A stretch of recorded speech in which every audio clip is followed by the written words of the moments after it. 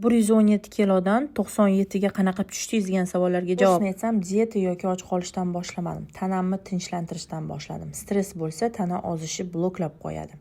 O'shaligi sababli shu paytda men magniy B6, inazitol va omega 3 ni qo'shdim. Magniy B6 asabimni tinchlantirdi, stresslari tushirdi, uyquni yaxshiladi. Inazitol gormonlarni pasaytirdi, insulinni to'g'irlab berdi, shirinlikka bo'lgan xohishimni kamaytirib berdi.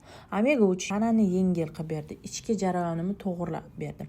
Organizm shunaqa mazza qilibordiki, ozishim stabilizatsiya bo'ldi. Avvallari kechqurun shirinlik qidirardim, lekin keyin bildimki, bu irodasizlik emas ekan, bu miyamizning signali bo'lar ekan. Stress berayotganda energiya ber, tirik qolish rejimimni yoqdim deb bizga shu miyamiz ogohlantirish berar ekan. Stressdan chiqqanimizdan keyin esa tana o'zi ichkaridan ozish faoliyatini rejimini yoqar ekan. Yana bitta xatolardan biri har kuni bir xil ovqatni yeyish ekan. Organizm charchab qolib, ozish jarayoni to'xtaydi, vaznimiz qotib qolishiga olib kelar ekan.